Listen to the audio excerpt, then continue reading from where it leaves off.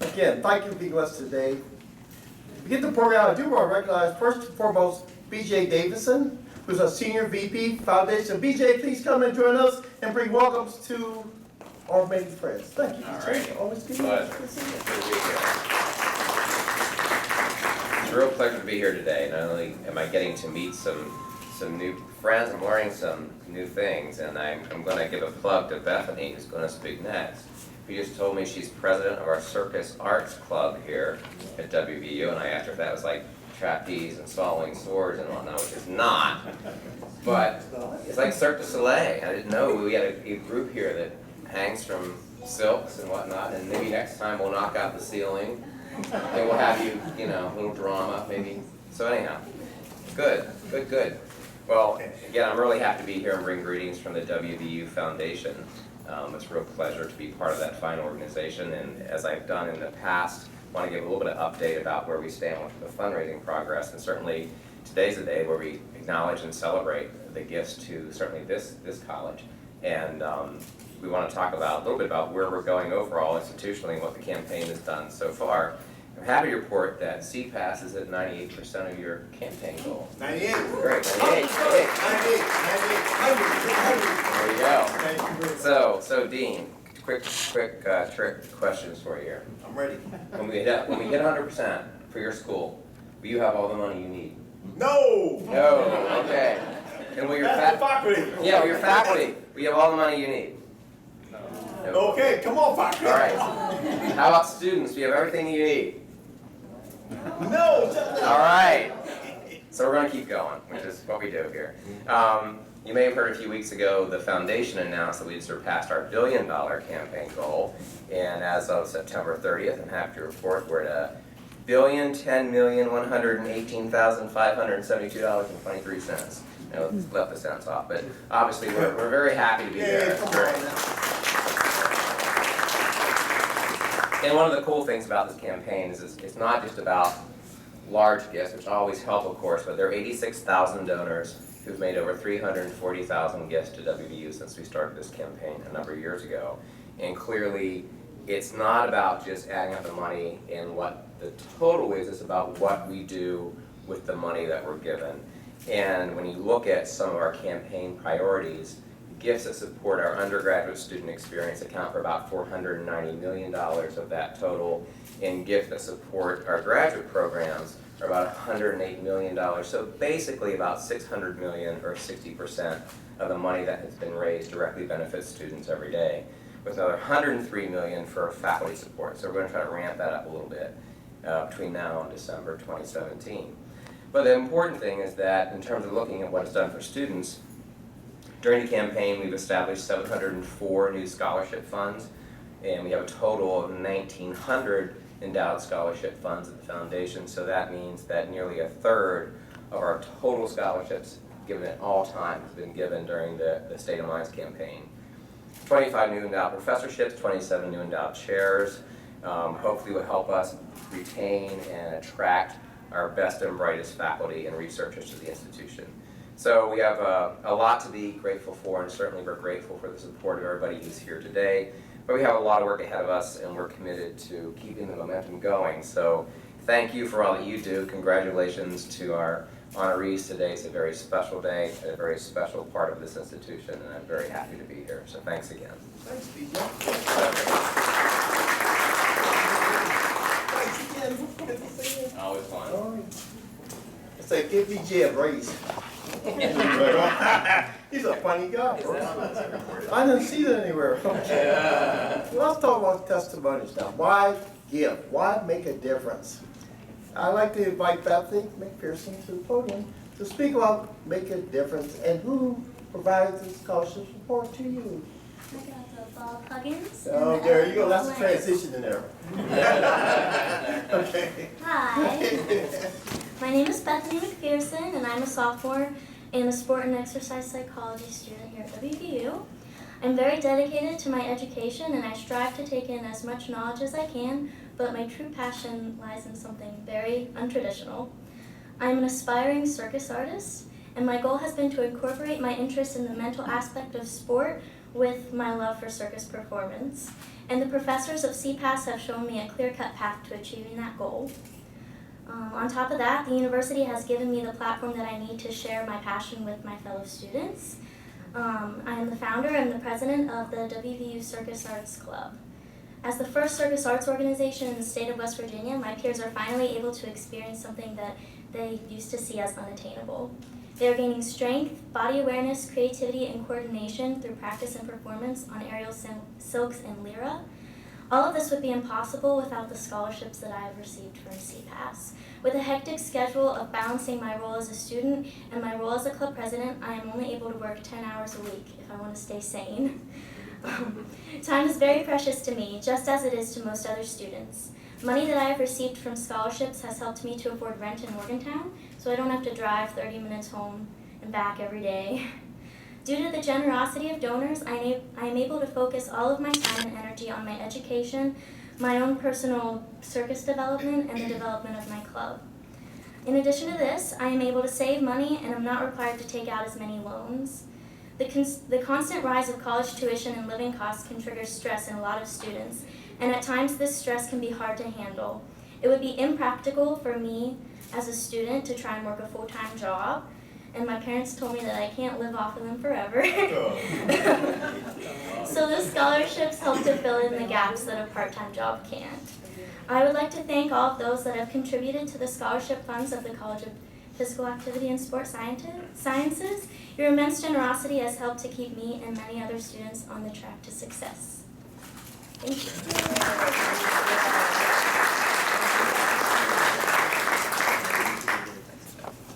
Great job, huh? Fantastic testimonial. Now I have some very good friends and great comments to come from. Dick Hedrick Schaefer, a very good friend. A few days ago, we started a friendship, but a great friend, great colleague, great support. Please welcome Dick. Please come and join us. Thank you, Dana. I'm very honored to be here today, and I'm very grateful for the education that I received here at WVU. And I just want to recognize some of the instructors, and you young people are too young to recognize these names, but some of us older ones are not. Kitty Blakemore for the volleyball knowledge she taught me. Mary Jane Pierce taught me fencing, and I've taught that for about 25 of the 35 years that I taught. Bruce Wilmuth with his folk and square dance, I taught that too.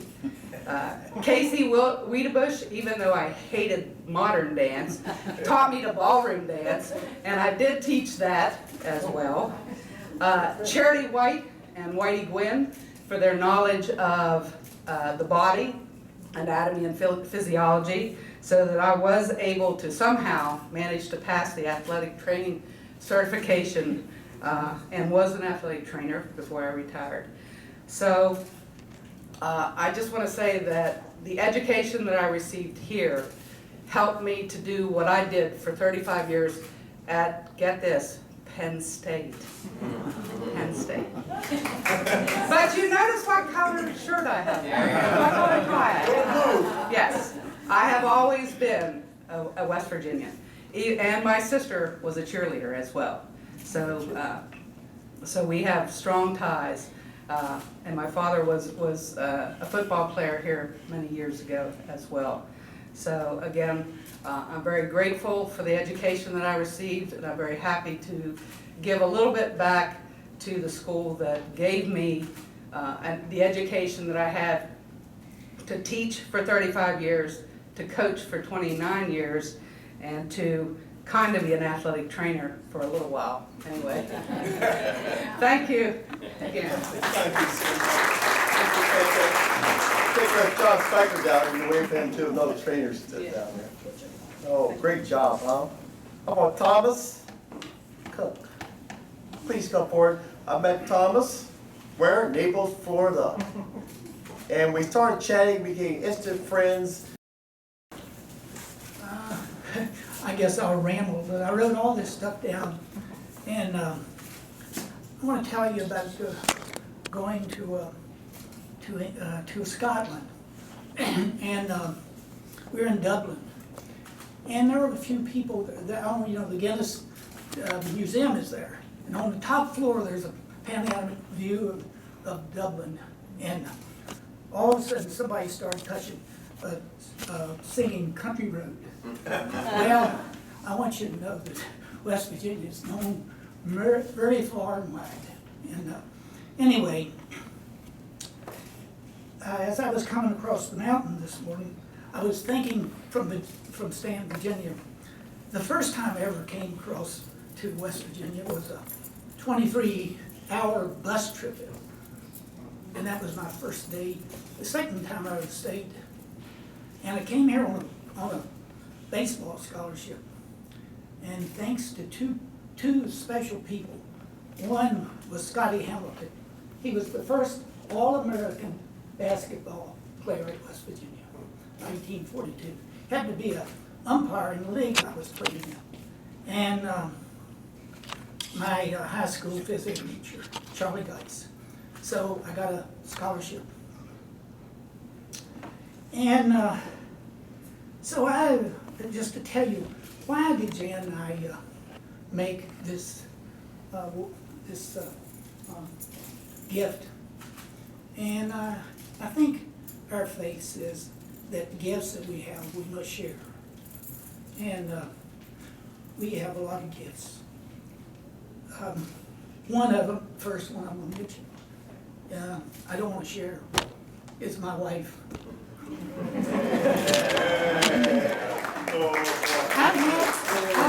I met her in a class that a lot of, and I look around, I don't find anybody in my time frame.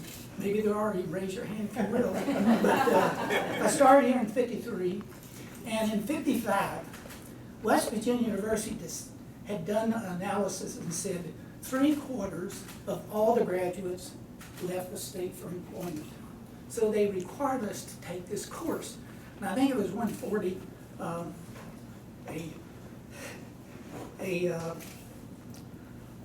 it was under the school, whatever, forestry, it was a forestry course, 140 or 141.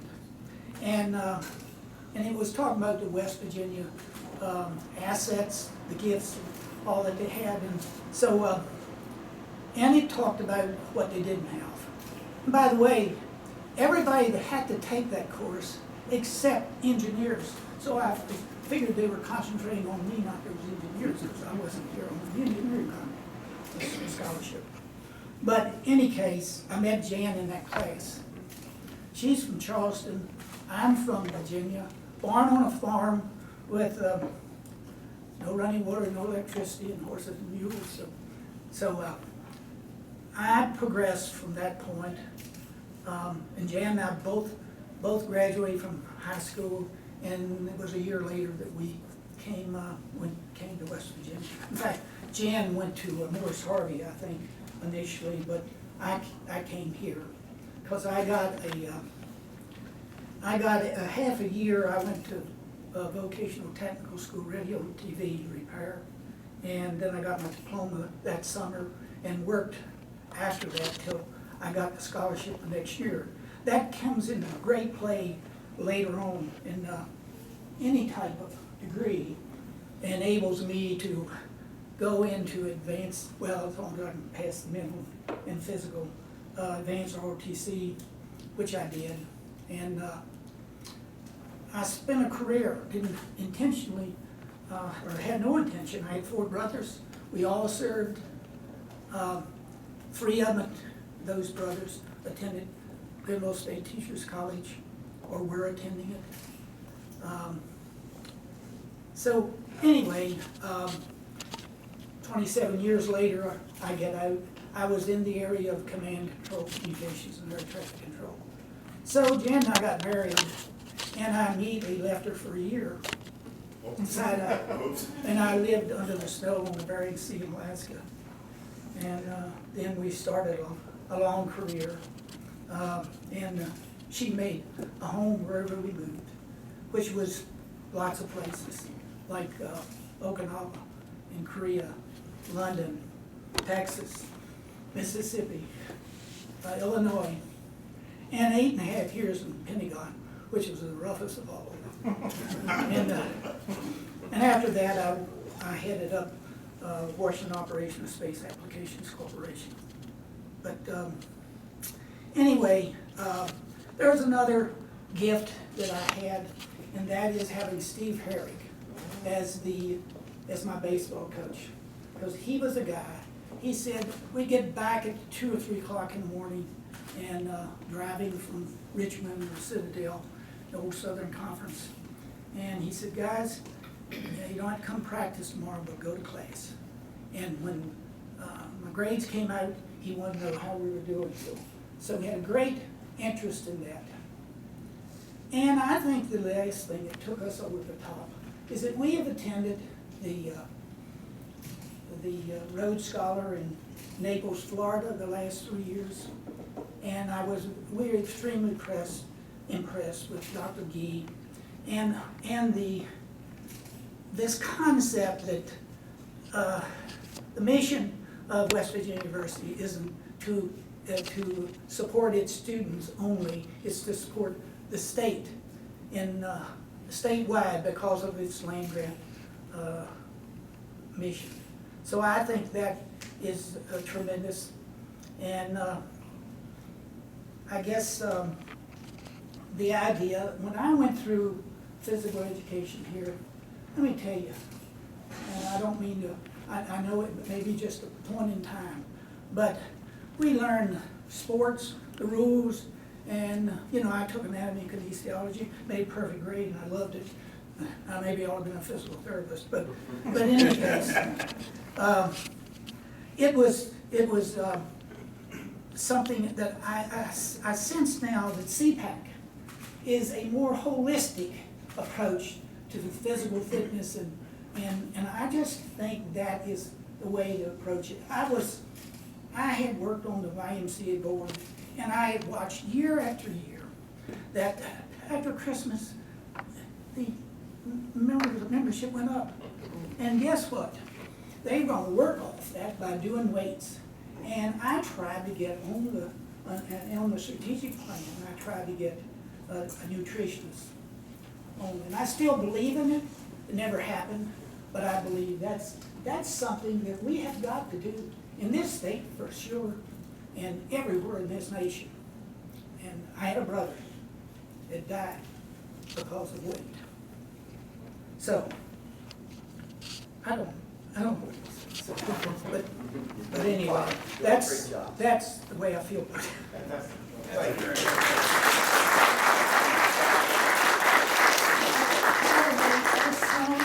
Our son went to West Virginia University. Our daughter, both of those are born in London, went to Shepherd College. I was born in Shepherd, Gay Ranch. University. Oh, university, I'm sorry. Now, if memory served me correctly, Dr. Sam Zizi, where are you, Dr. Sam? Actually spoke in Naples, and I think you met the cooks in Naples. Is that from memory, huh?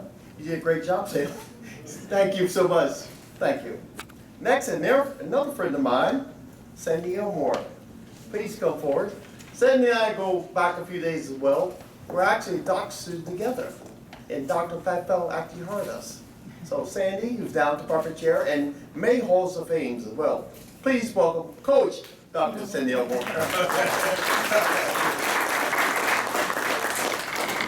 Thank you, Dana. Well, good afternoon. Welcome to everyone that's here.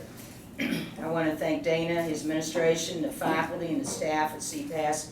It's really nice of you to acknowledge and recognize individuals.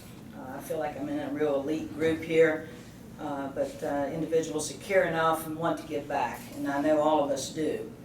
I feel like that Dana and I started out at a time when both of us we scraped by to just get enough money to buy books, and sometimes we didn't even have books.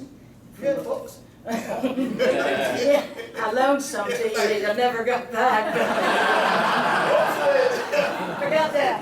Oh boy, that's old now. We, at least from my point, it came from a very meager existence financially, and awful lot of love and support. But our way of going out to dinner while I was a GA with with Dana was to go to McDonald's, so you know how well we were doing as GAs. And I know as an employee, a state employee, you don't make a tremendous amount of money. We're not in this business because we make good money. We're in this business because we love students, we love helping others. We want to keep doing that. I coached at Potomac State. Well, while here, I also, in addition to serving as an instructor for Pat Fail, I was a volunteer graduate assistant, basketball coach, assistant to Kitty Blakemore. So that really changed my whole life, both those experiences. But I coached basketball, was the head basketball coach at Potomac State for 10 years.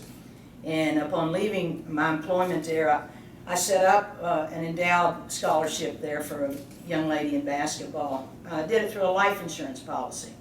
At that time, you needed $10,000 to endow a scholarship. And on my state payroll, I thought, I'll never have $10,000. But I found out about how you could purchase a life insurance policy. And for me, at that time, I was pretty young, so it didn't cost very much. So I'm proud that I had that person tell me about it, and it worked out very well, and that's totally endowed now.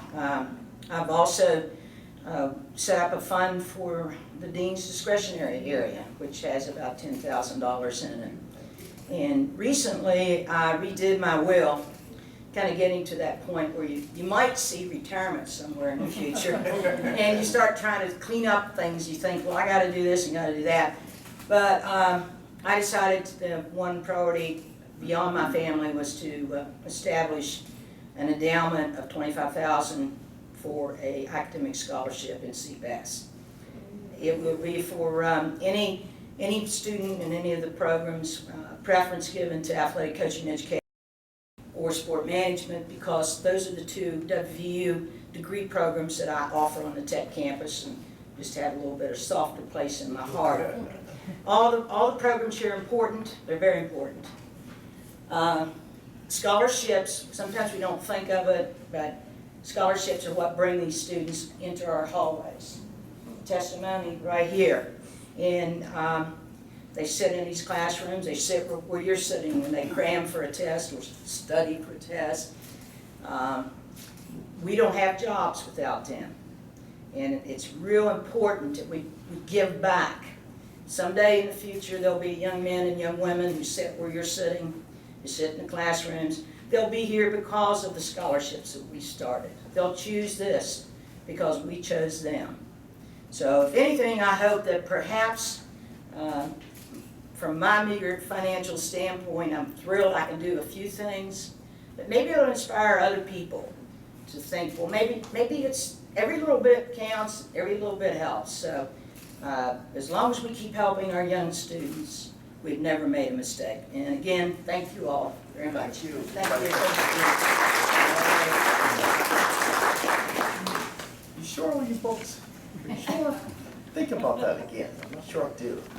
All right, next friend of mine, Pete and Linda Zula. I asked John Specker to speak, but the rest of the story, in my travels, come on, John, I'd always go to Cincinnati. And I would stop to see Bob Huggins, Tom Hatberger, Pat Bell, and Pete. It was part of my journey. So I'll call them my close friends, and close friend to Pete, John Spiker, who also endowed scholarship. John Spiker, please, welcome. On behalf of Pete and Linda Zulli, it's a pleasure to be here and represent them. Pete asked me to just point out a couple things, and that is that one of the proudest moments he's had since they announced that they were giving the scholarship was receiving a call from other athletic training graduates here stating how happy they were and how proud they were of him, and I think that's a seed. Cliff, I know you're happy to hear that. So I think that was really a thought there that I had not had, that you do get the benefit of interacting with your other graduates, and that was a happy day for him when he got that call. I got a call about a week ago from a graduate. This guy says his name is Greg Robertson. I've talked to Greg Robertson not for the last 35 years, who was a classmate or near to of Herb Amato. And he was calling me because he had just met a 2016, that's right, this spring graduate of our athletic training program. He had met him out there, and he wanted to know what I knew about him because he was trying to help him get a job. So that networking is alive and well, and I think it's great. It's a credit to Joni and all the graduates we have. They're out there trying to help each other. So I know it's true in athletic training, and I'm sure it's true throughout CPAS. So again, Pete and Linda are happy to have given this money, and we're happy to take it, right? So I thank you for the opportunity to represent them, and have a good day. Thank you. Thanks.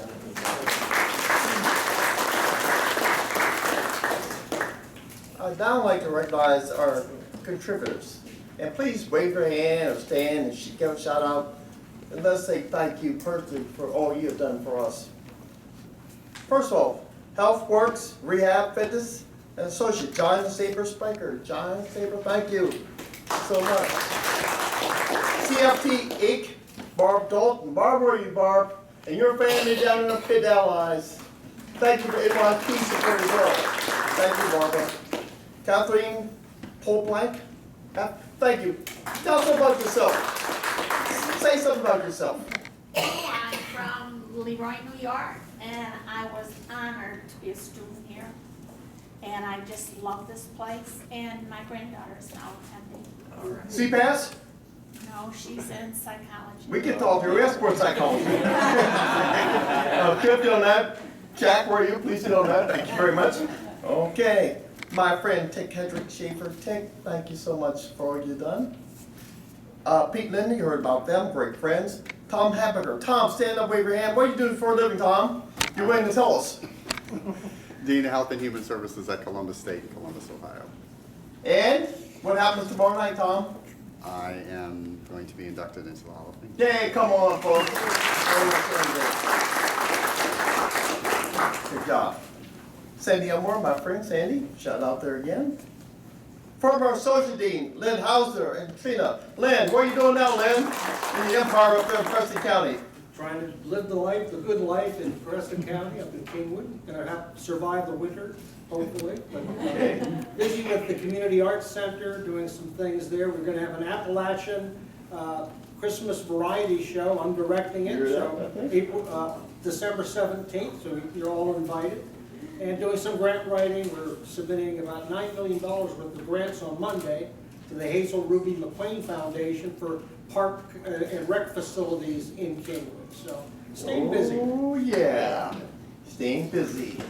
You're that grandma. Okay. What does kampai mean?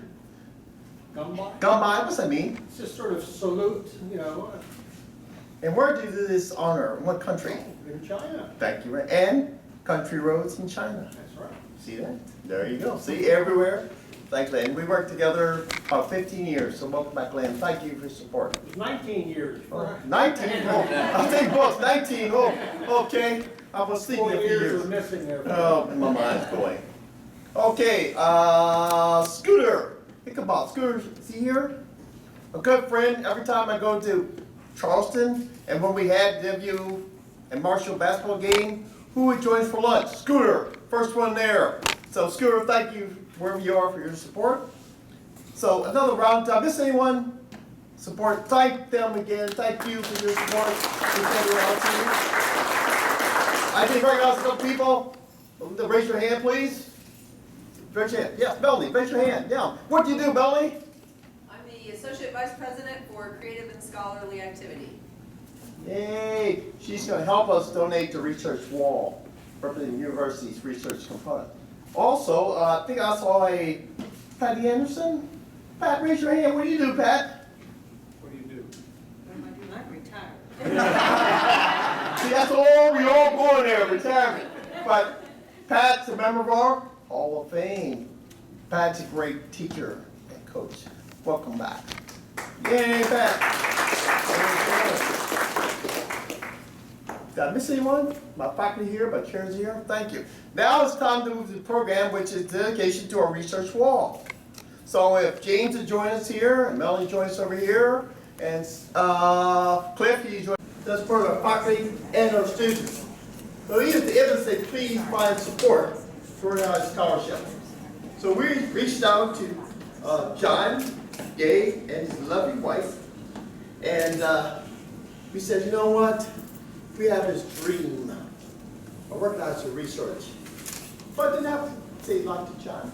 I don't, did we? Did we? Cliff? No, not really. It was, we want support research and scholarship. We don't want to support a faculty line. We want money to go back to research and scholarship and technology. Wow, that's great. So the idea Cliff had, James had, us have a wall of fame for research. Let's have an honor for research and scholarship. Now let's create something very similar to our wall over here. It's all technology driven. And you can update it regularly. But all the faculty of great research, let's pay tribute to you and our students. That was a great move. So it's my honor to present to you. I'll move over here. Okay. Yes. We're going to remove the plaque first, and James will have, let me read it. I'm going to remove the plaque and we'll read it. Let's do that first, please. Oops, whoops. Okay. John and Casey Gay. What about John Gay? You'll hear it in a few seconds. But let me say about John Gay. We speak about it every other week. He went to Towson University where he met his wife. I'm a Towson Tiger Red. Okay? He was Navy pilot in the aircraft carriers. He was a former dean and a scholar. He will speak about his teachers he had that mentored him. That's John Gay and his lovely wife. They also play golf, which I do not. I've not gone down yet to play golf, but I want to thank John and Casey Gay. It reads as follows: in support of faculty and student research, faculty development and teaching initiatives, and technology enhancements. What a great tribute. So with that being said, now if you join us over here, and BJ, you help us over here, and we're all going to fill this bowl here. Let's drum roll. Come on, this is special David. Ready? Whoa! Whoa!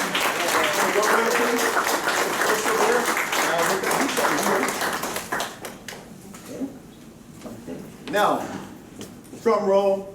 Melody gets to hit audio commentary. Ready? Okay. The Dr. John and Casey Gay Endowment will support future research and teaching initiatives in the College of Physical Activity and Sports Sciences. The endowment will focus on faculty development activities that advance teaching, research, and service through presentations at nationally or internationally recognized meetings. Additionally, the gift will provide technology enhancements and support for student endeavors. The endowment that the Gays have created recognizes the extra opportunities that Dr. Gay experienced during his doctoral studies at WVU. The educational groundwork that he gained while at the university went beyond his expectations and enhanced his professional preparation. Dr. Gay graduated from WVU in 1974 with his doctorate in health sciences and education. While his training as a naval flight officer laid the foundation for the WVU experience, as a doctoral student, Dr. Gay credits mentors in helping him refine his classroom teaching and research strategies. Numerous faculty acted as role models, primarily mentor Dr. Dutch Holter. Dr. Holter was instrumental in guiding him to the person he grew to be in academics. Other faculty, including former CPAS, then the WVU School of Physical Education Dean Bill Douglas, served as role models, often opening their homes to students. Dr. Gay credits these interpersonal relationships with instilling within him the drive to achieve full professorship and to be appointed dean in less than 13 years upon leaving WVU. Overseas appointments further rounded his professional career. The opportunities afforded him at WVU for a rich research experience carried over to publishing his dissertation as a book and authoring many other books and articles throughout his career in higher education, nationally and internationally. Most of all, though, Dr. Gay's academic style and character were formed at WVU, and for that he is grateful. It's the Gays' wish that others can find a similar path. Hey, thank you. Thank you. Go back to close up here. Final words. The gift we received was $2 million. It's the second largest gift we give our college to support research scholarship. Let's give them our $2 million. Your hard work that happened to drive this. Thank you so much. Before I close today off, I do recognize Phil Ostro. Andy Ostro is a mentor, a scholar par excellence, the founder of sports psychology program. But if you notice on the wall behind me, there's Andy, Phil, who just passed away, and Bill, the three amigos. I ask for a moment of silence and recognize the finished gift and courage of Phil Ostro to our college and to our country. Please, Phil Ostro, moment of memory.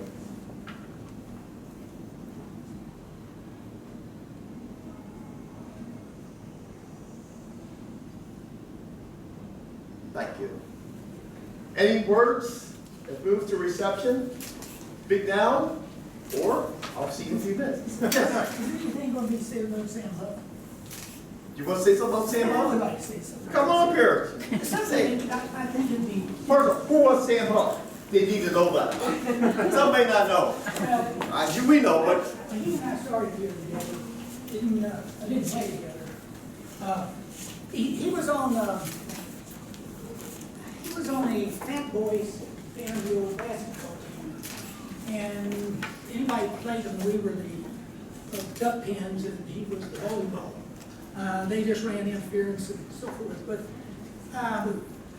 most time, in fact, it wasn't possible that people on the other major sports, basketball and football especially, couldn't play. Well, basketball players didn't play. Football players didn't play because in baseball because they had spring training. Well, senior year that wasn't the case, and so Sam Huff came out for baseball, and I am convinced that he took the position of catcher. And first, he couldn't hit a ball in the rear with his hit. He couldn't catch a ball. He was still going down like this. But I was sure that he was there, that anybody was going to come home, he was going to charge him. And so, anyway, but I read about Sam recently, keep track of it, and I'm really sorry what's happening. And I hope that, we talk about what's happening in sports and how we improve, and that's just something that we ought to all be working on, and all be promoting, encouraging that they get to the bottom of it. And I hope it's not the end of football, but it could be the best thing if we can do it. thank you. Sports Illustrated, he's All-American, All-Conference, he's in the Academy, he's a Hall of Fame. He was that good, folks. Multi-sport, multi-talent. And he was a West Virginia. And West by God, Virginia. So with that being said, any closing words? If not, let's go. And let's have some cookies and punch. Thank you for your support.